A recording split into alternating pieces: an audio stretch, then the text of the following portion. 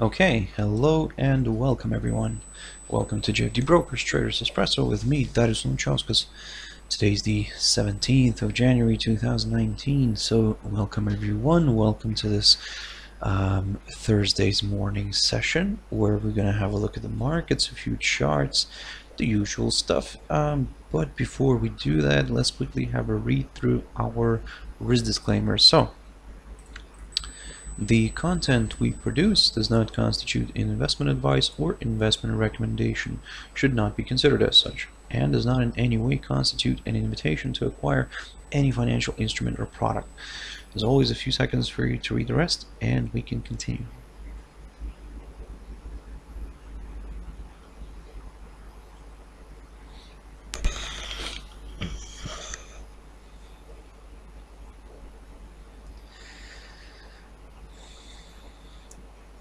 Okay, so now then, let's quickly jump into the charts. Now the first one I want to touch on today is the Euro Stoxx. Now looking at this index here is very interesting. So looking at this overall, of course we can see that it's still trading below this kind of medium term, or should I say more longer term downside resistance line taken from the highs of January last year. So in a way we're still kind of overall in the kind of in the downside trend. Within the downside trend, also what you could keep an eye on here is this little slightly shorter one, or should I say a medium term one, downside resistance line here that's running from the highs of September, or especially the end of September. So something for you guys to keep on monitoring. We're not very far from kind of this line, so in a way where we're going to keep on monitoring here is a few key resistance areas. So the first one that we're watching is the 3091 level, approximately there, guys.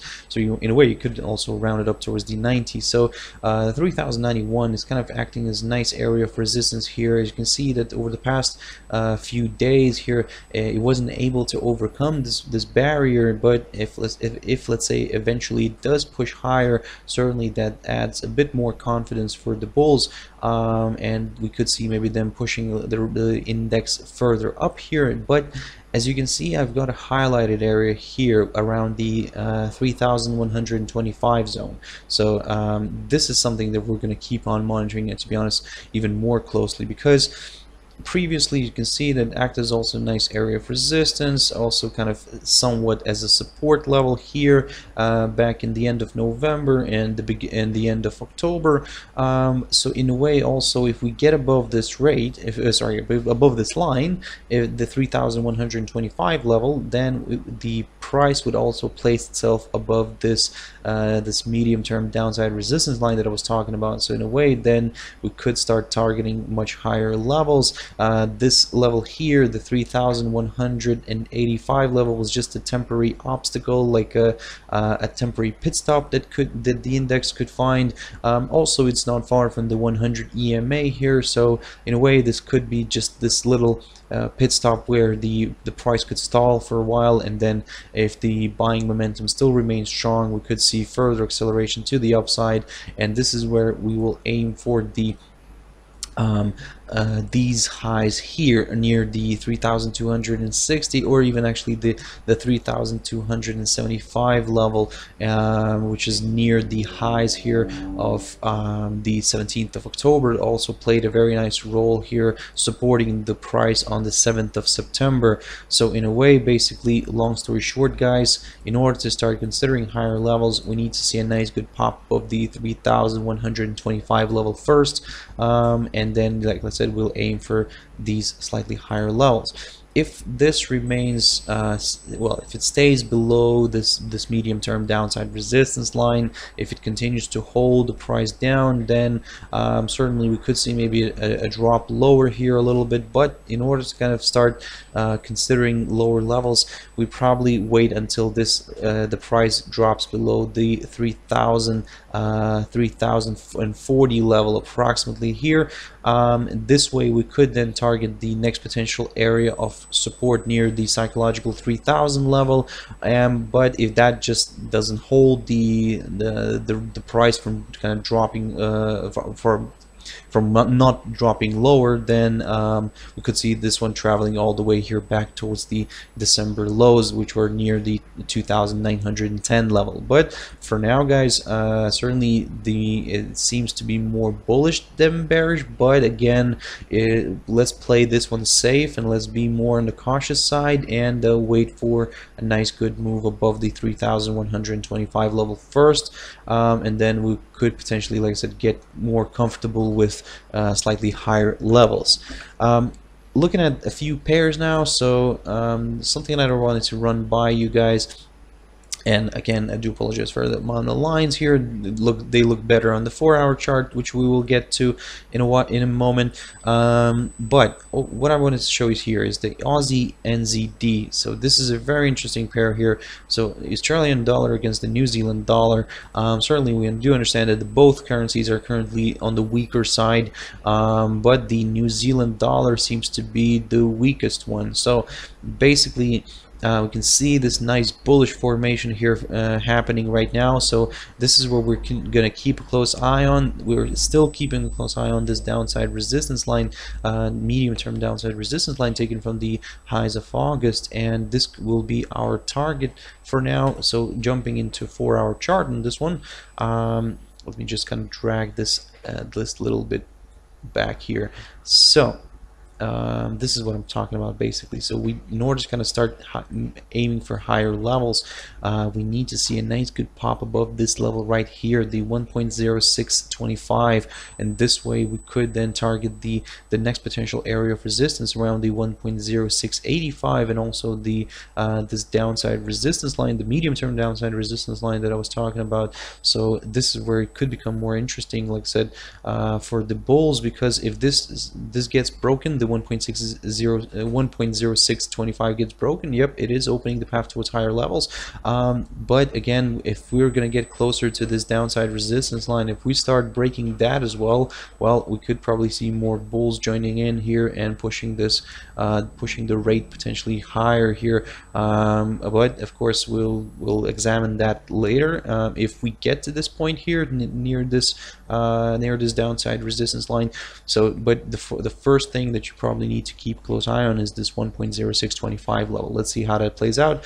On the downside, if this suddenly starts dropping below this level right here, this area of support near the 1.0530 level, this is where you could then start targeting the recent lows that we saw here back in the beginning of January and also the end of December, and that's approximately around the 1.0440 level. So good potential area of support, but in order to consider that level here, we need to see a nice good drop below the 1.0530 level first.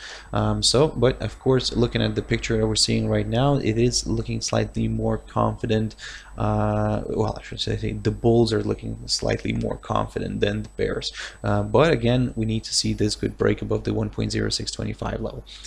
Jumping into euro dollar now, looking at this and looking at the daily chart. Now, I was talking about this in the beginning of this week as well, and basically I was telling you guys to keep a close eye on this upside support line here taken from the lows of November. It seems that the pair is kind of shifting towards that right now.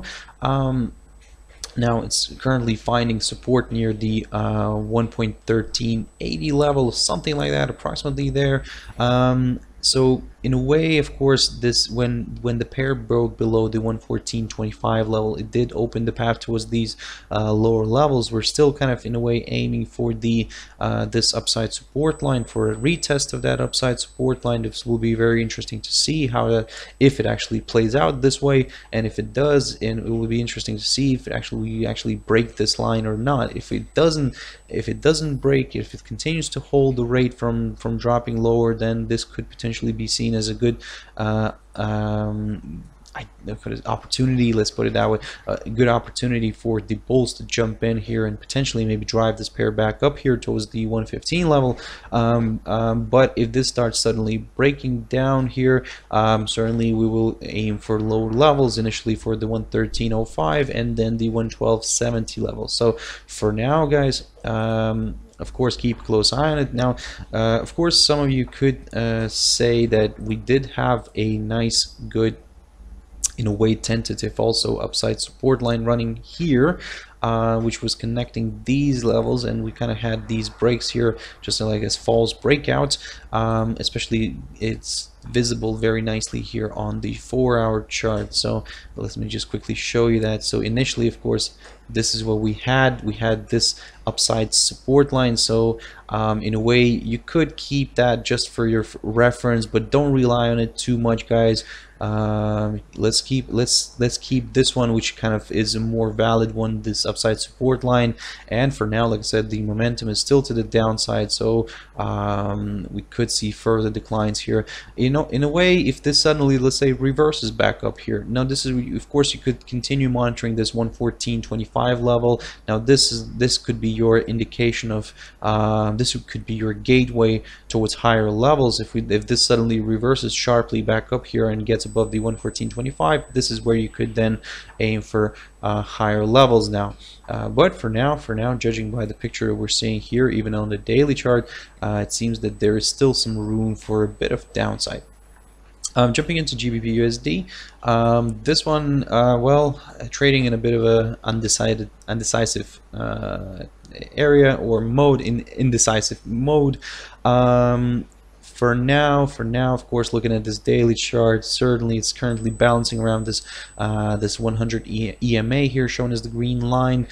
Certainly, as you can see, that the Tuesday's UK Parliament vote was a very interesting day. We had this move lower for the full day, but then quickly reversed back up here after the vote. And certainly, for now, looking at this overall from the technical picture, we can see that it's trading above this downside resistance line, this kind of medium-term downside resistance line taken from the highs of April 2018.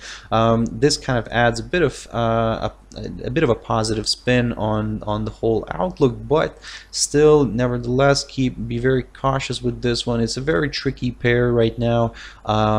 So in a way, what we could do here is look at the 4-hour chart and look for some support and resistance areas. So the first one that I've got here is, of course, this level right here, the resistance area around the 129.15. So basically, a nice good pop above this level could open the path towards higher levels.